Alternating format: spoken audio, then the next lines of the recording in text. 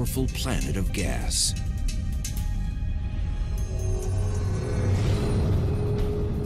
Its flowing colors and spots hold strange beauty, but contain violent storms and jet streams. Could this big, bright ball of weather have been the Star of Bethlehem? Could one of its moons harbor life beneath its icy crust? We expect that branches of life will exist on Europa, just simply because water is the key feature. I want to go ice fishing on Europa. Cut a hole, put a submersible, look around, see if anything swims up to the camera lens and licks the camera. That's what I want to do. And does our own planet owe its survival to this massive cosmic magnet? Jupiter, the giant planet.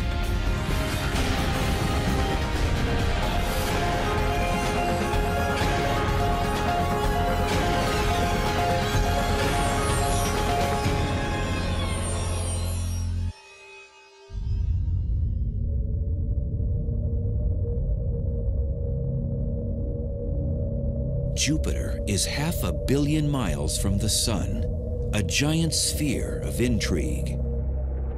This churning ball of gas may look like an artist's rendering, but it's the real thing. Jupiter has the most exotic weather patterns we've ever seen in the solar system. Jupiter is 84% hydrogen and almost 14% helium, the two lightest and most abundant elements in the universe, rolled into a mammoth mass. This thing is 11 times the diameter of Earth, and you could take 1,000 Earths and stuff them inside Jupiter comfortably. Jupiter really is the lord of the solar system. You know, about 70% of the mass in all the planets is in Jupiter. If you're talking about planets, Jupiter is the big boy in the block, and it really does rule the roost. Jupiter is the largest planet in the solar system, visible to the naked eye. A day is only 9.9 hours long, and it takes 11.86 years to orbit the Sun. A 150-pound person would weigh 350 pounds on Jupiter.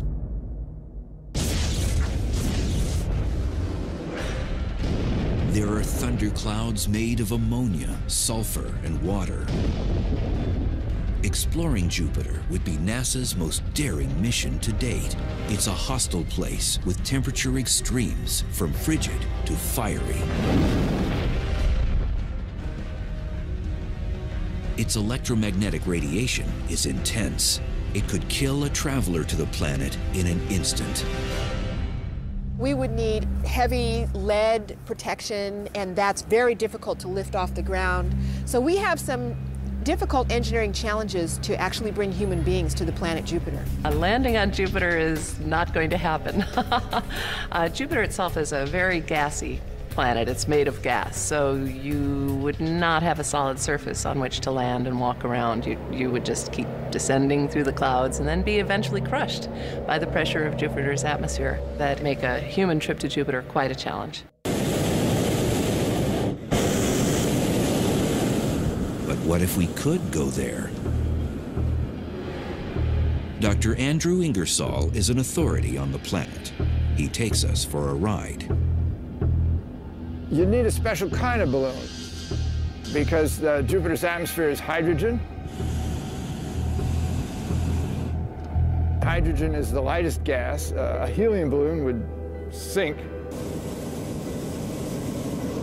So the only thing that'll float in a cold hydrogen atmosphere is hot hydrogen. And so you need a hot air hydrogen balloon.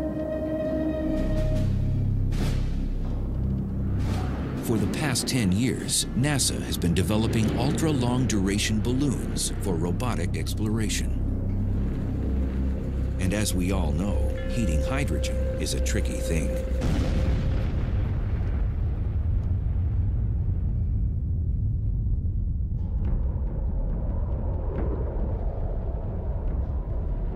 But just how this behemoth was born is a puzzle. The formation of Jupiter is the greatest mystery associated with the planet. Some believe Jupiter may have been a failed star. Like the Sun, it had the right ingredients, hydrogen and helium, but not enough mass to create the internal pressure and temperature necessary to have nuclear fusion. So it became a planet instead. The thought is that there was this cloud in the galaxy that had the same composition as the Sun. And it collapsed under its own gravity, and some stuff was left behind, and that stuff became the planets. And the majority of that stuff became Jupiter, and the rest of course, went into the Sun, and then there were a couple of little tiny leftovers like Earth. Jupiter's spinning gases attracted like elements, and over time grew bigger and bigger in the process. Almost like an oyster creating layers around a grain of sand to make a pearl. What gases and solids Jupiter didn't ingest, it spat out into space. So Jupiter is like your big brother in the schoolyard, protecting you from bullies that might wreak havoc on your existence.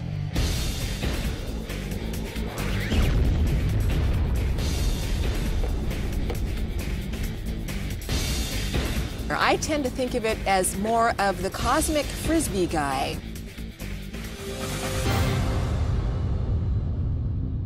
It's grabbing things out of space, and it's also tossing them back out. It ends up keeping those objects from the inner solar system where Earth and Mars and Venus are. By cleaning some of the debris up, kicking some of it out, shooting some of it into the Sun, where it'd be lost forever, Jupiter cleaned out a path that the other planets could exist in some sort of peace. So dominant is this frisbee phenomenon, Earth may owe its very existence to Jupiter. It influences the courses of comets and even some meteors and asteroids, so that over the eons, the fact that Jupiter is there helps dictate what happens in the inner solar system. So really, the presence of Jupiter may be one reason why we have life on Earth and habitability and be able to have the Earth a nice environment instead of getting pummeled by so many comets. There is no greater proof of Jupiter's power play than what happened during a 7-day period in July of 1994. A comet called Shoemaker-Levy 9 barreled toward Jupiter. Once under Jupiter's influence, there was no going back. A missile was on a crash course with a ball of gas. Jupiter's gravitational pull was so great that it broke the comet into small pieces that came in one at a time. These pieces assaulted the planet at a speed of 37 miles per second. When you have a missile going at supersonic speeds, you get a shock. You can see sort of clouds of material being jetted up from beneath where it landed. One of the fireballs generated by the collision with Jupiter's atmosphere flared 1,800 miles into space.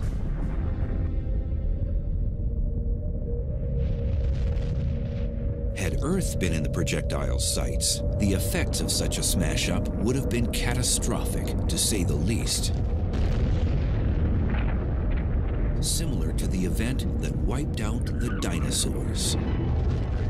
The energies that were released in those fragments hitting was larger than, on the order of 10 or 20 times more powerful than the entire world arsenal of bombs. Take Jupiter out of the picture, bring this giant comet into the inner solar system. Where would it have gone? We have no idea. Might have crashed into Earth. If that comet had crashed into Earth, things would be a lot different around here.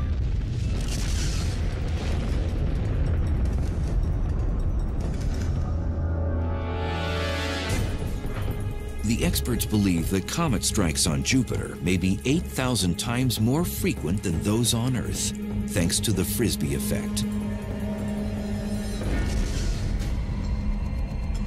But it cuts both ways because Jupiter has no value system. When it sees an errant comet, it may attract it and swallow it up. But where it flings it is anyone's guess. And so errant comets can be flung in towards Earth, they can be flung into the sun, and they can be flung out of the solar system. There's a reason the planet rejects some of the space junk heading its way.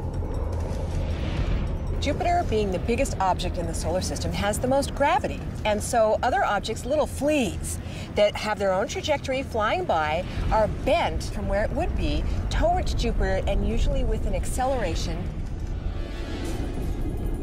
And that acceleration can cause it sometimes to just be ejected completely. No earthly frisbee thrower can match Jupiter's flinging force.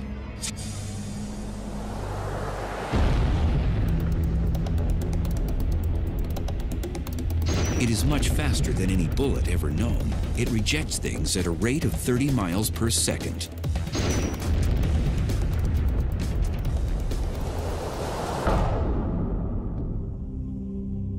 Jupiter's wonders are hard to fathom. They've captivated man for centuries.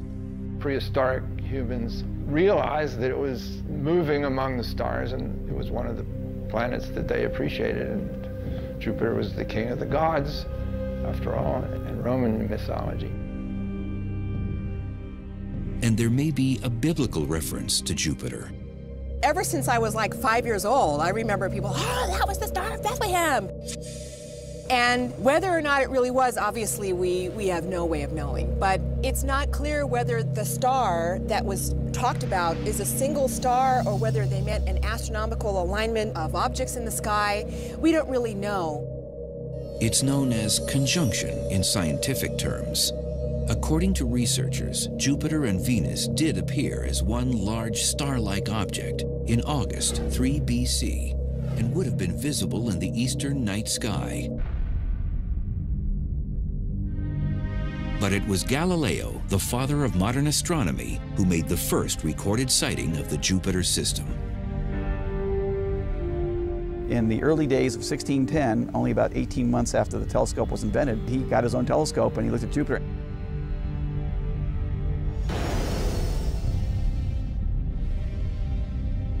In 1665, Jupiter's most fascinating feature was discovered. Its giant red eye was actually the eye of an enormous storm, unlike any experienced on Earth. This one has raged for at least 300 years.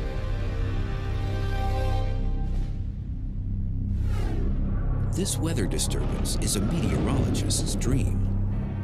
Jupiter's great red spot is truly huge. You could take Earth and fillet it out and it wouldn't even really cover the spot. This storm is the hugest storm in the solar system. Just to give you a feeling about it, it's about 12,000 miles. And the Earth is only 8,000 miles wide. And the winds blow quite fast around the edge, but it's calm in the center. It's not like a hurricane, which has an eye and very fast, turbulent winds in the center. The red spot is rather calm. If you were in a balloon, it might be a pleasant ride, as long as you avoided the small-scale stuff like the thunderstorms and the turbulent places. Even though you'd be going very fast, it might be quite calm. Fast as in 350 miles an hour. The fastest wind ever recorded here on Earth was 231 miles an hour. But is it an Earth-like storm? It's a giant collection of clouds roiling around, lightning going on. So we can only model and imagine what kind of precipitation, but condensation in the form of condensed vapor of various gases. This famous red spot is a high-pressure system that can take 10 days to complete a rotation. It's really a backwards hurricane. It's called an anticyclone. That's the name for it. So it goes backwards from the direction of a typical hurricane.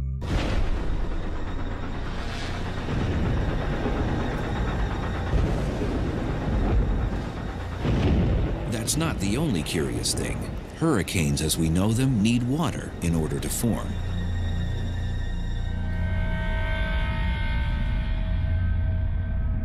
there's no water engine in the red spot. This never-ending weather system is feeding on something else. But what?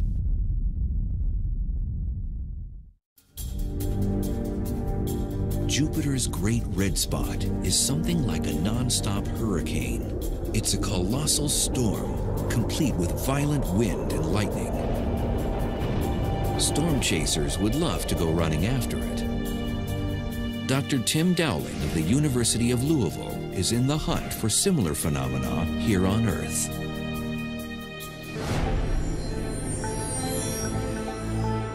The red spot is, think of it as a huge extra lens or egg shape of mass. It's just an enormous thing. It sort of quiets down the fluid, it presses it down into the hotter interior so you don't get thunderstorms.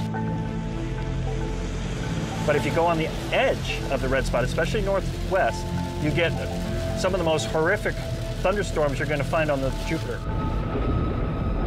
The spot doesn't have an eye, and it isn't fueled by water. There's no ocean over which it forms. What then keeps it going and going? I've always likened it, in my own view, as like a mini volcano inside of Jupiter. Actually, an atmospheric volcano. Dr. Baines believes that warmer gases rise from heat deep within the planet. While trying to escape, they create a vortex. So, for some reason, I believe there's extra energy right there. But it's just a theory. Science is left without answers to that question and others. Current theories cannot quite explain why the spot is so well formed and why it stays in one place. The plot thickened over the years as scientists learned even more. It became a deeper mystery because instead of everything just sort of smoothly going around the red spot, we saw this turbulence, and there were smaller scale structures that would come and go every day, and it was chaotic and turbulent, and yet the red spot just existed and sailed on. Jupiter's storms aren't limited to the Great Red Spot. Cloud decks 3 layers thick hover and cover the planet. If you were inside the atmosphere of Jupiter, you would hear very loud thunder. In fact, the thunder actually travels 4 times faster on Jupiter than it does on Earth. It's about 3,000 miles an hour. The rain falls twice as fast on Jupiter. The charge separation that pulls the positive charge to the top of the clouds, the negative charge to the bottom of the clouds, is twice as efficient on Jupiter for that reason alone, because the rain is falling so much faster. Towers of cumulus convection that you see on Jupiter are 3 times taller. They go up 30 miles, whereas on Earth they go up 6 or 7 miles.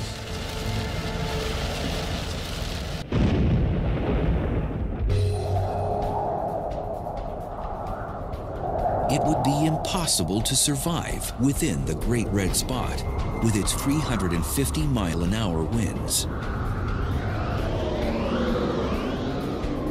By comparison, Hurricane Wilma, which had the highest recorded winds of any earthly storm, slammed into the Yucatan Peninsula in 2005 with barely a breath. 175-mile-an-hour blasts. Our weather is simple. Jupiter's is complex. Now on Jupiter, you just basically have one storm system sort of stacked on another, with lots and lots of room. Basically, these are the storms in their natural state. These storms move relentlessly within Jupiter's other distinct feature, streams of fierce jets that continually circle the planet. Scientists are only beginning to understand what they are and where they come from. There's a massive eastward flow of material, and that means materials flowing more than 1.5 football fields per second. That's really moving. You don't want to be in that. 29 other belts and zones of varying widths extend outward from there. They are what give Jupiter its characteristic appearance. They move in alternating directions, some eastward, some westward. They're much smaller scale, the high latitude jets, than the equatorial one. As far as in comparison to Earth, these are massive super fast, high-speed winds, and yet they're just going back and forth. The planet's rotation rate has something to do with it. Jupiter generates a lot of energy because it really moves.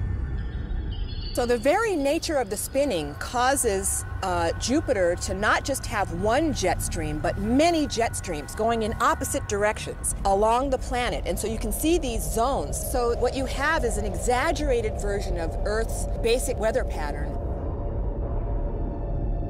The spectacular swirls are created in surface clouds where the zones meet. It's believed that the energy ultimately powering this belt phenomenon comes from intense heat deep within. It's not unlike something we see every day. You boil a pot of water on the stove, it'll start bubbling, and bubbles come up from the bottom and try to get out, trying to circulate that water, that currents around. So it's the same thing inside Jupiter. We have gases and liquids down there that are trying to get the heat out. There are basic questions, basic pieces of physics to go after, to explain. Massive jets. Shouldn't we be able to explain that? Earth has just one primary jet stream. It moves eastward, and another major flow that blows westward, the trade winds.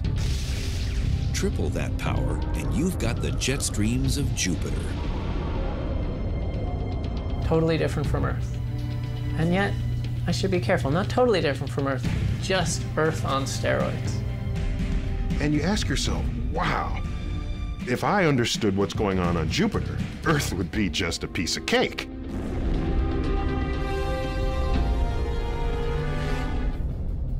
Jupiter's mysteries aren't limited to the planet itself. Some of its most intriguing elements are circling around it.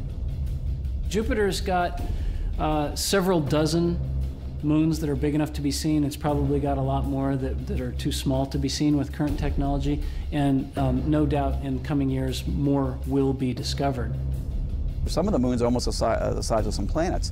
So really Jupiter is its own little solar system. Thanks to its incredible gravitational pull, it's sucked in asteroids along with other space debris. For the most part, there is order, but there are some erratic moons in orbit around Jupiter. It's managed chaos. You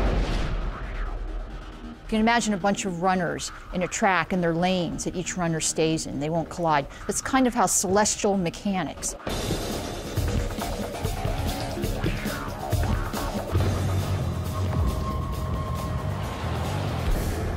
Each moon holds its own fascination. 4 of Jupiter's prominent moons were discovered by Galileo. He first observed that they revolved around the planet. They are named for Jupiter, the god's lovers.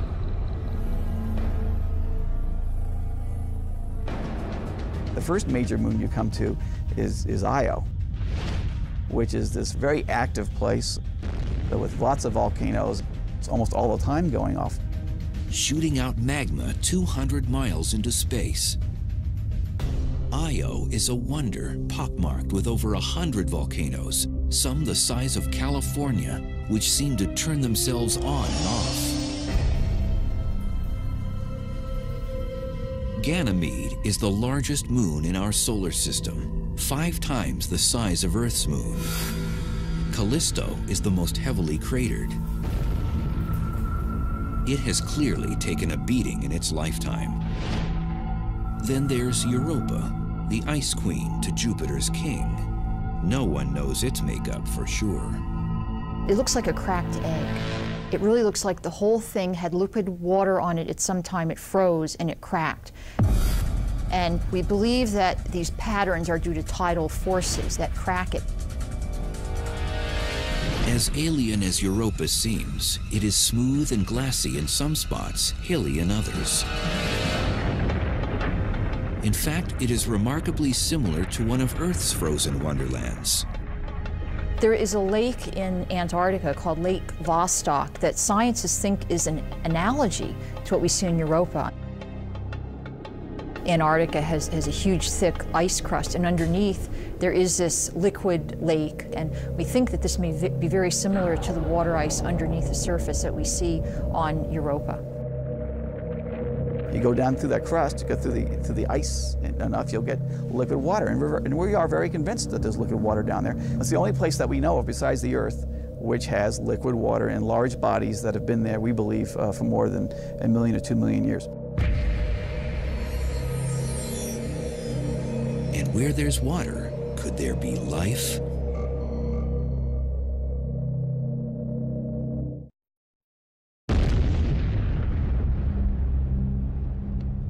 Jupiter's moon Europa is bursting with secrets. It may even have warm thermal vents deep below its frozen crust.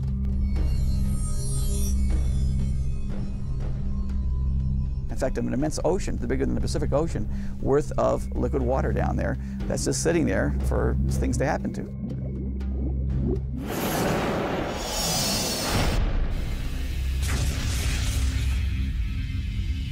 The presence of water means one thing. We may not be alone. I want to go ice fishing on Europa. Cut a hole, put a submersible, look around, see if anything swims up to the camera lens and licks the camera. That's what I want to do.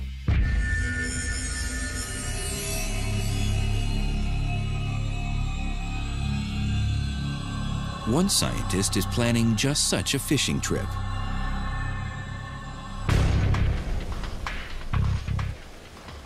At this outdoor lab near Austin, Texas, hopes are hanging on a little robot.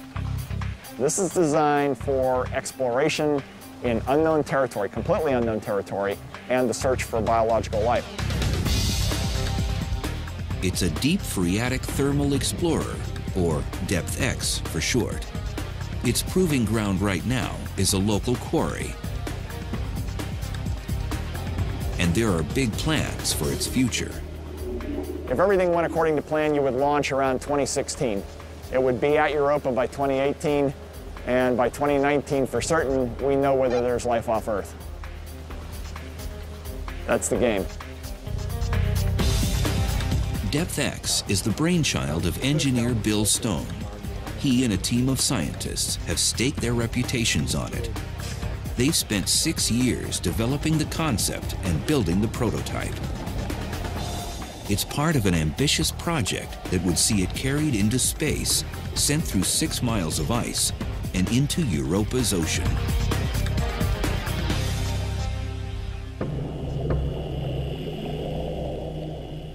To divide it down into all the various vehicles, you have a parent vehicle which takes you to orbit around the moon Europa.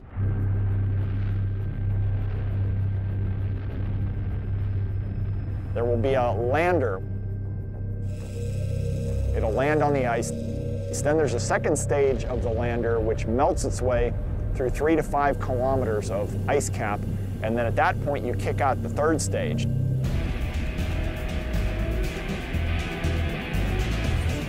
We need a fast-moving device that would be sort of torpedo-shaped, most likely nuclear-propelled, and that would drive for thousands of kilometers around the central ocean of Europa.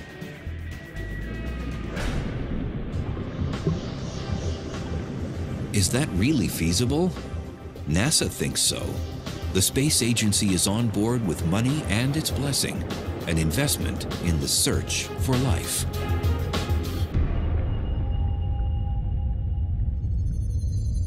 If life exists on Jupiter's moon Europa, could it walk, talk, or fly? It would be little viruses or, maybe at best bacteria. We would expect only to see primitive life forms, but they might be similar to things that we see on the Earth. We just don't know. Scientists are encouraged by the discovery of strange and hardy life forms found in the most inhospitable places on Earth. Tube worms, for example, survive and thrive in total darkness. Extreme pressure isn't a problem. The creatures were discovered in 1977, several miles below the surface of the Galapagos Rift. They exist in water near superheated thermal vents. It's believed that these very conditions, darkness, high pressure, and hydrothermal vents, are present on Europa. You could have hydrothermal vents kicking up warmth and nutrients down near the core of Europa, and that organisms would have fed off of that material just like they might have in the early Earth. And while tube worms might not be lurking beneath Europa's icy shell, something else could be.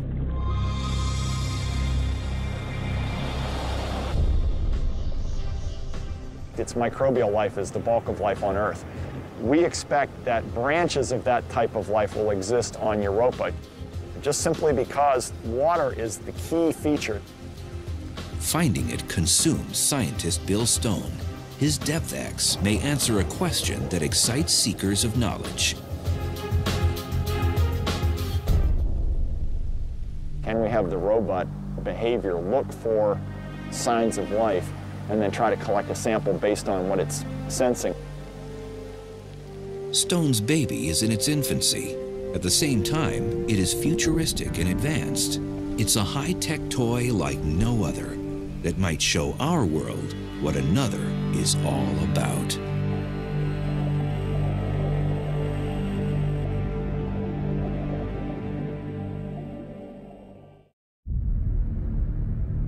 Our first contact with extraterrestrial life may be on Jupiter's moon, Europa.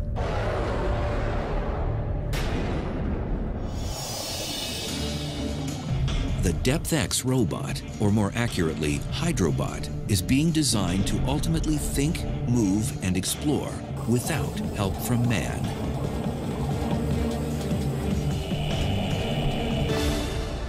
And that is all to be done by the robot itself. We're not going to be guiding it to do that. That's going to be a big step forward in what we would call robot science autonomy. It's a real-life HAL, the star of a new space odyssey.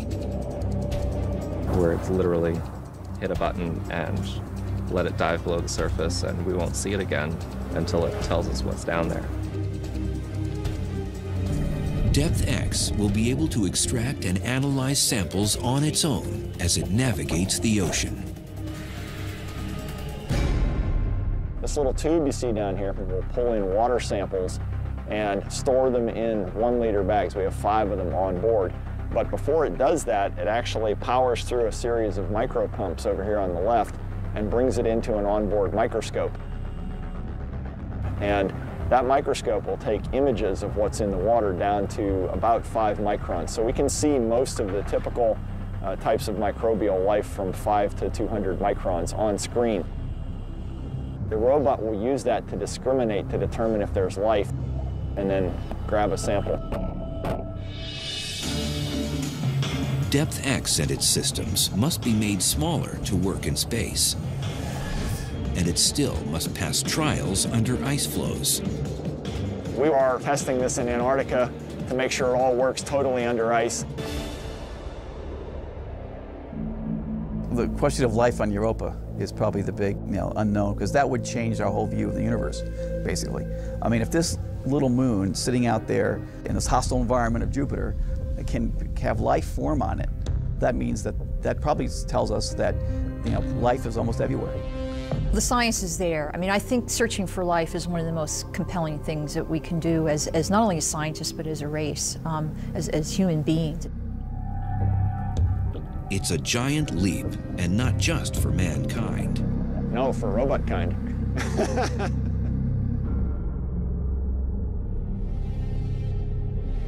Of all Jupiter's imposing features, none is more impressive than the one you cannot see.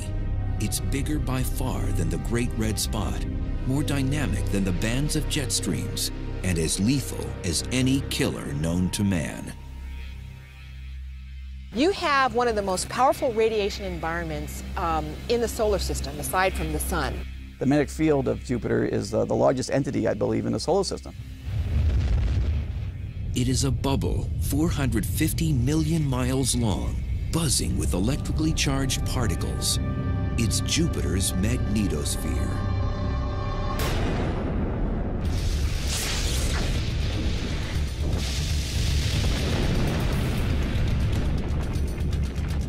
The sun's sitting here putting out the solar wind, and the solar wind is charged particles of protons and electrons. These particles flow along at 1 million miles an hour. And Jupiter basically captures these protons, electrons, all these charged particles like electrical currents, and it has it then in space circling around Jupiter. No word in the English language accurately conveys the enormity of this phenomenon. The magnetosphere of Jupiter is the biggest object in the solar system. It's a lot bigger than the sun.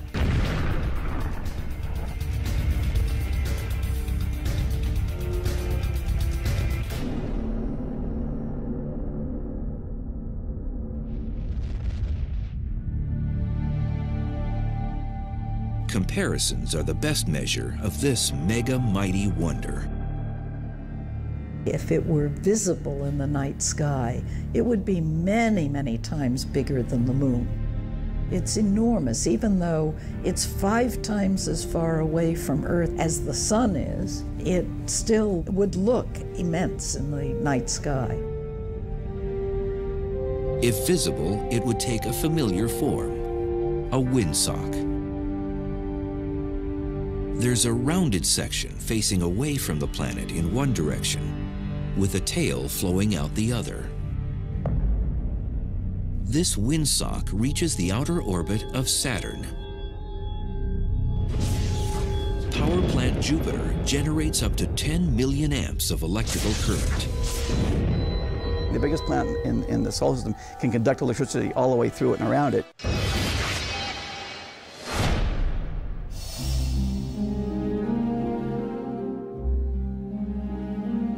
This conductivity creates a phenomenon we can see when the excited charged particles escape.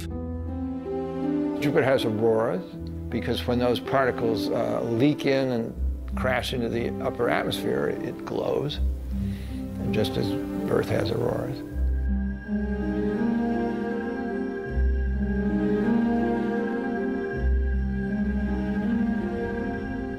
These ghostly auroras are 1,000 times more powerful than Earth's northern and southern lights. They measure up to 1,200 miles across. If you could stand under them, they'd fill the entire sky, moving at lightning speed, 10,000 miles an hour. Jupiter's magnetic field is a monster, and it roars. In fact, it's speaking to us right now.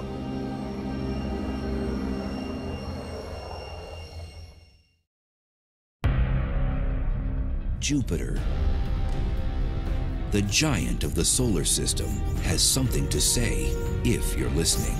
We can hear what we call lion roars because it has this roaring sound. We can hear whistler modes. We can hear hiss and whistles that are going doo, doo, doo. And these are all indications of dynamics, things that are happening in the magnetosphere now. If you find yourself driving on a dark desert highway, your AM radio might just tune in to the strange sounds of Jupiter's magnetosphere.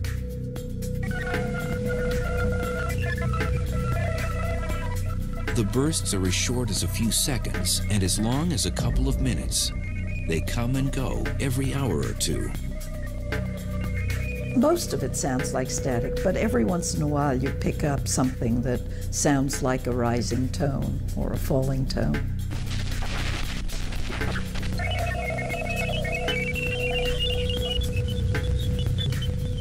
Some listeners have described audio spasms that sound like woodpeckers or waves crashing on the beach. The noise is disturbing.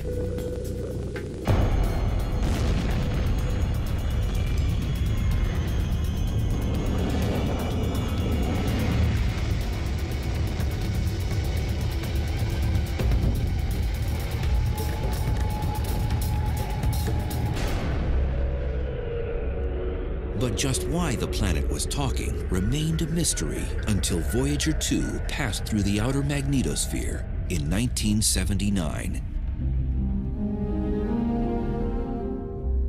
Nobody really understood for a long time how those signals were generated.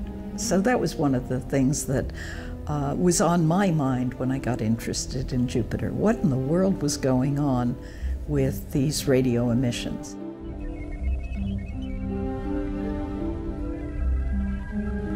It is one of the few secrets finally surrendered by Jupiter.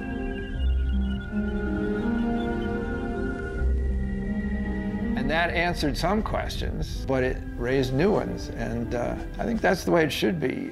If you don't have questions, it gets kind of boring and dull. So I think that the fact that the planets don't give up their secrets easily, or the universe doesn't, that's part of the game. It's what makes it interesting. Jupiter keeps astounding and confounding scientists. One surprise came in 1979 when it was discovered that Jupiter has a ring. It's nothing on the order of Saturn's. Still, it's another feature that fascinates.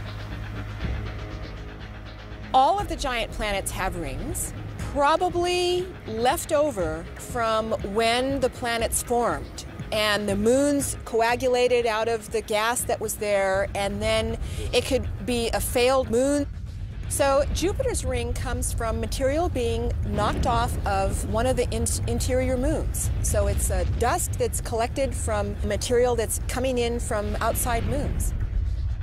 The ring is slowly growing as new material flows into it. And there's a whole other side to the planet that remains a mystery. Why do these storm spots keep forming? There's the dark spot, for example. Glimpses of it were first spied in 1997. It appeared to be a huge, ominous cloud, twice the size of Earth, hovering above Jupiter's North Pole. There's a host of other spots, too. There are other sort of smaller cousins that have come and gone. There were 3 ovals about half or a third the size of the red spot. And they sort of occupied the same latitude band in the southern hemisphere. And they'd been around since the 1930s. And amateur astronomers saw them form. And they were around till the late 90s. And 2 of them merged with each other. And then the remaining 2 merged, and now there's 1. And it keeps transforming. It turned red about 6 months ago, and now we're calling it the little red spot because it turned color. Now, why did it turn color is a big question. So there's chemistry going on, or some type of extra dynamics that's going on that just kicked in, and we need to start studying that.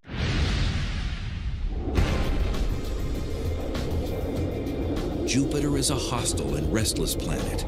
Its giant gaseous body and violent storms make it one of the most alien environments in the solar system. Even though it is 500 million miles from us, we may have more in common with our cousin planet than we think. I think the lesson to learn from Jupiter here is whatever's going on in our climate and our weather patterns here on Earth, Jupiter has more of it. But Earth is not an island. And there are better examples of what's going on Earth than even Earth itself. For scientists, Jupiter is the king of many questions concerning our solar system and could possibly hold the answers.